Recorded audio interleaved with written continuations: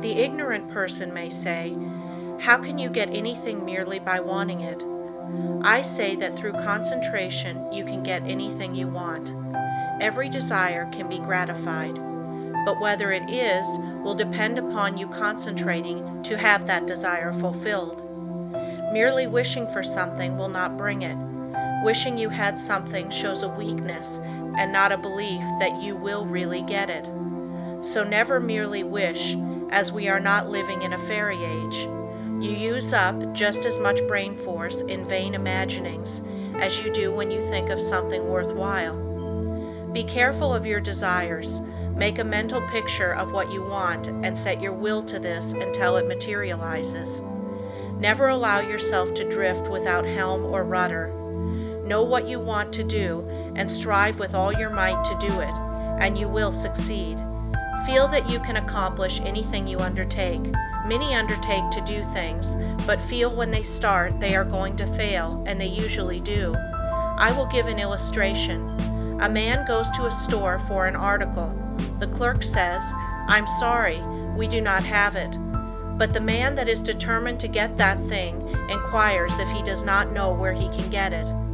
Again receiving an unsatisfactory answer, the determined buyer consults the manager, and finally he finds where the article can be bought. That is the whole secret of concentrating on getting what you want. And remember, your soul is a center of all power, and you can accomplish what you will to. "I'll find a way or make one" is the spirit that wins. I know a man that is now head of a large bank. He started there as a messenger boy. His father had a button made for him with a P on it and put it on his coat. He said, "Son, that P is a reminder that someday you are to be the president of your bank. I want you to keep this thought in your mind. Every day do something that will put you nearer your goal." Each night after supper he would say, "Son, what did you do today?" In this way the thought was always kept in mind. He concentrated on becoming president of that bank, and he did. His father told him never to tell anyone what the P stood for. A good deal of fun was made of it by his associates, and they tried to find out what it stood for, but they never did until he was made president, and then he told the secret. Don't waste your mental powers in wishes. Don't dissipate your energies by trying to satisfy every whim. Concentrate on doing something really worthwhile. The man that sticks to something is not the man that fails. Power to him who power exerts. Success today depends largely on concentrating on the interior law of force. For when you do this, you awaken those thought powers or forces which, when used in business, ensures permanent results. Until you are able to do this, you have not reached your limit in the use of your forces. This great universe is interwoven with myriads of forces. You make your own place, and whether it is important depends upon you. Through the indestructible and unconquerable law, you can in time accomplish all right things, and therefore do not be afraid to undertake whatever you really desire to accomplish and are willing to pay for in effort. Anything that is right is possible. That which is necessary will inevitably take place. If something is right, it is your duty to do it, though the whole world thinks it to be wrong. God and one are always a majority, or in plain words, that omnipotent interior law which is God, and the organism that represents you, is able to conquer the whole world if your cause is absolutely just. Don't say, "I wish I was a great man." You can do anything that is proper and you want to do. Just say, "You can, you will, you must." Just realize this and the rest is easy. You have the latent faculties and forces to subdue anything that tries to interfere with your plans. Let the troubles and responsibilities of life come thick and fast. I am ready for them. My soul is unconquerable. I represent the infinite law of force, or of all power. This God within is my all-sufficient strength and ever-present help in time of trouble. The more difficulties, the greater its triumphs through me. The harder my trials, the faster I go in the development of my inherent strength. Let all else fail me. This interior reliance is all sufficient. The right must prevail. I demand wisdom and power to know and follow the right. My higher self is all wise. I now draw nearer to it.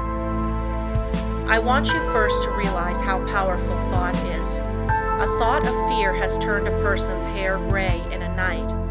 A prisoner condemned to die was told that if he would consent to an experiment and live through it, he would be freed. He consented.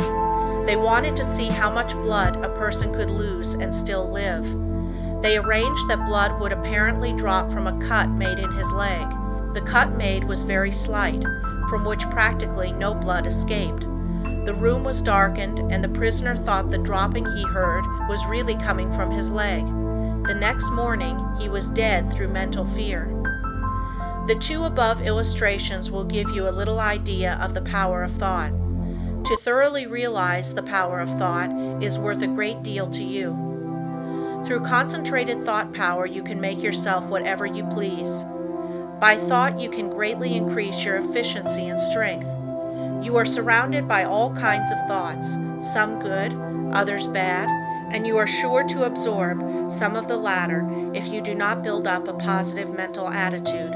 If you will study the needless moods of anxiety, worry, despondency, discouragement, and others that are the result of uncontrolled thoughts, you will realize how important the control of your thoughts are. Your thoughts make you what you are.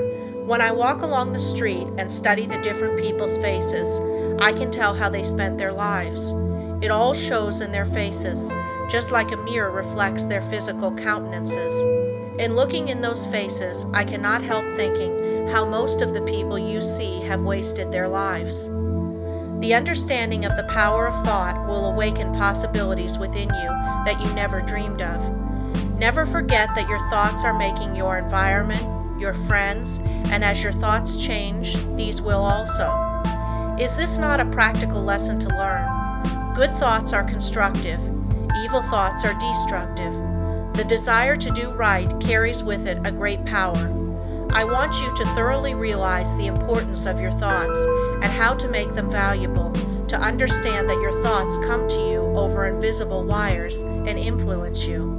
If your thoughts are of a high nature, you become connected with people of the same mental caliber, and you are able to help yourself. If your thoughts are tricky, you will bring tricky people to deal with you, who will try to cheat you. If your thoughts are right kind, you will inspire confidence in those with whom you are dealing. As you gain the goodwill of others, your confidence and strength will increase. You will soon learn the wonderful value of your thoughts and how serene you can become even when circumstances are the most trying. Such thoughts of right and goodwill bring you into harmony with people that amount to something in the world and that are able to give you help if you should need it, as nearly everyone does at times. You can now see why it is so important to concentrate your thoughts in the proper channels. It is very necessary that people should have confidence in you. When two people meet, they have not the time to look each other up. They accept each other according to instinct, which can usually be relied on. You meet a person and his attitude creates a suspicion in you. The chances are you cannot tell why, but something tells you, have no dealings with him, for if you do, you will be sorry. Thoughts produce actions. Therefore, be careful of your thoughts. Your life will be molded by the thoughts you have. A spiritual power is always available to your thought, and when you are worthy, you can attract all the good things without a great effort on your part.